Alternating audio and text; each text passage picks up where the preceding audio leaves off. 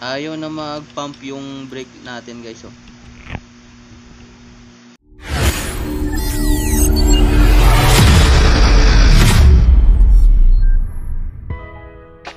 So ayan guys, no, for today's video is papalitan natin itong brake master repair kit natin kasi matagal-tagal na guys, di ko na siya na maintenance, no, almost 2 years na. So ayan, makikita nyo dito, so napakadumi niya na, ayan, no, grabe. Hindi ko na sa kasi na check. So ayan, so linisan na natin ng bahagya. So ayan, tapos tanggalin na natin yung oil cap nya. So tinanggal ko na pala yung ano nya, ng cover na, kasi para mapakita ko na lang sa inyo kung paano mag palit ng repair kit natin. So ayan, medyo nahirapan kasi ako sa pagbaklas. So ayan, tanggalin na natin itong rubber nya. So dito gagamit tayo ng injection para makuha natin yung brake fluid. So ayan, or brake oil nya. So ayan, oh. So makikita nyo, yan po yung ano natin. So ayan, nagamit tayo ng circlip pliers para makuha natin yung circlip. So huwag kayo gumamit ng pliers kasi hindi nyo man matatanggal. So nahirapan ako dito guys sa pagtanggal. So ayan. So ayan, nakuha na natin. Eto na siya guys, grabe, napakadumi niya. Ayan, dumi niya na.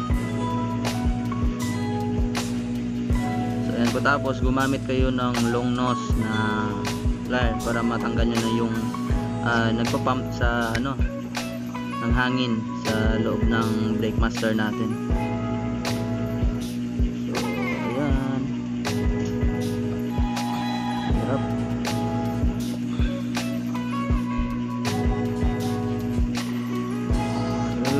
Grabe, napakadumi niya guys.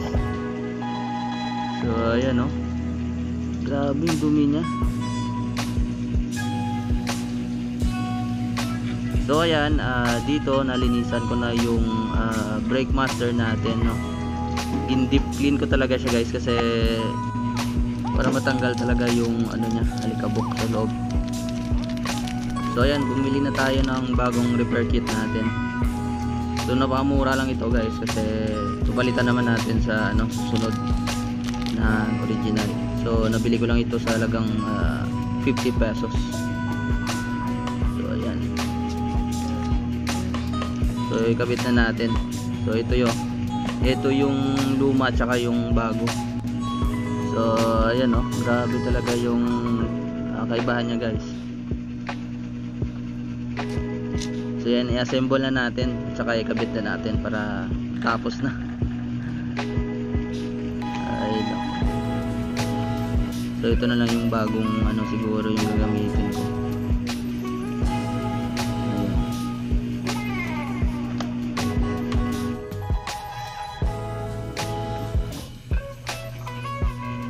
Tapos ito yung circuit niya. So ayan, ikabit na natin. So lagyan lang muna natin ng brake fluid. So yan, para madulas pagpasok natin.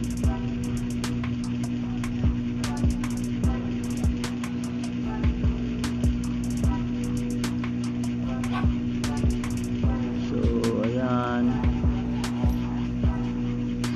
So kaganda lang dito guys sa pagbili ko ng bago, no, kasi may kasama siyang ano yan, ng tsapa. Ayan. So ilagay na natin yung spring. So yung spring niya pala guys, kumpara sa original, yung original ano na eh, ng ano na talaga, ng gamit na ito yung grabe yung ano, yung pressure sa kamay mo. So ayan, tapos ilagay na natin yung circlip.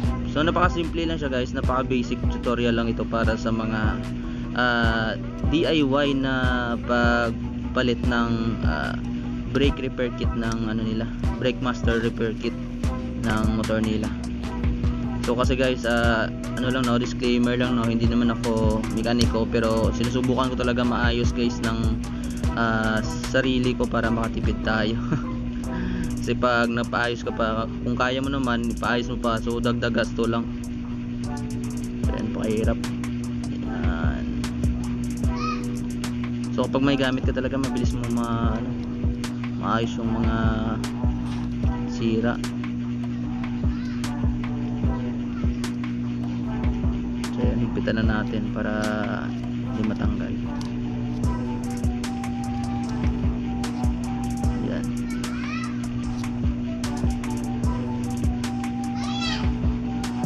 So sa stock na repair kit, wala siyang ano, ayun na, mapapump mo na siya, oh.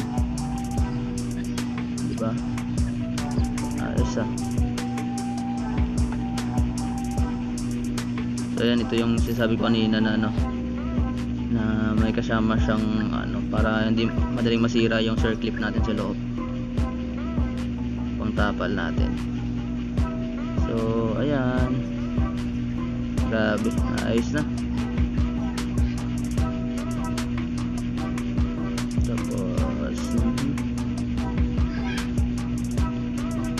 ito yung bagong gamitin natin. So lagyan na siya natin ng ano guys, grasa para di madaling pasukin ng mga dumi, no? So yung una kasi guys, ito yung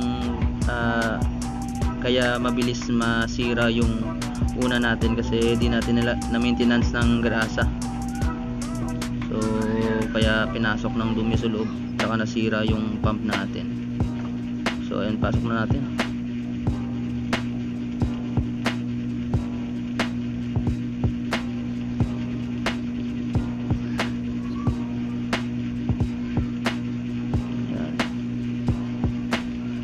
Sana may nakuha kayo dito sa tutorial ko, ha. Sinubukan ko talaga ayusin guys kasi ano na, para makatipid, diba? Yan. Tapos yung mga ano, mga excess na grasa, pahiran nyo na lang. Ayan. Ayos, naayos ko na. Bilis lang pala. So ayan, kabit na natin.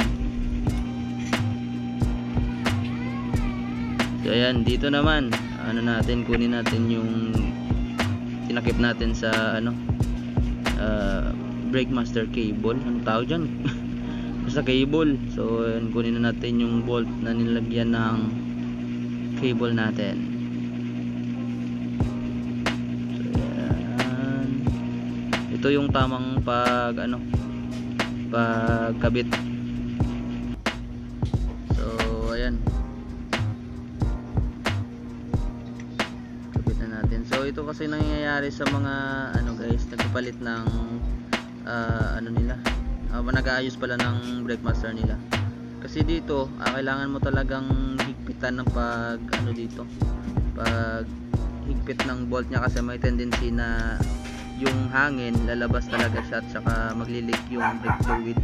Kaya kadalasan sa mga ano nyo, brake nyo hindi gumagana. So napakalambot. So ayan, nakita na natin.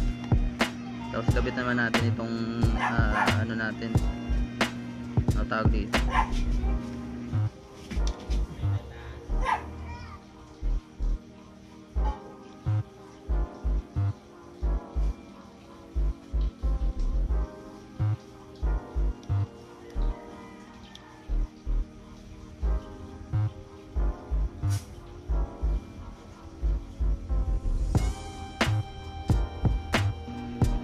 so ayan, balik na natin yung brake lever natin. So ayan, madali lang.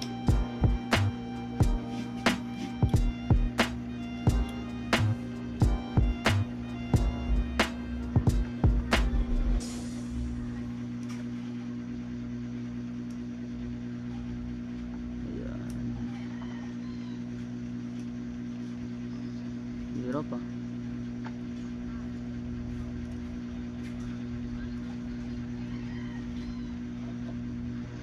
So ayan, tubukan na natin. So hindi ba no, bumabalik na siya guys. So ayan, makikita nyo dito, ayan, kapit na siya. So di ko na napakita yung pag bleed natin. So napakasimple lang yan mga bleed guys. So manood lang kayo sa YouTube. So yun lang, maraming salamat sa panonood ng video, diba?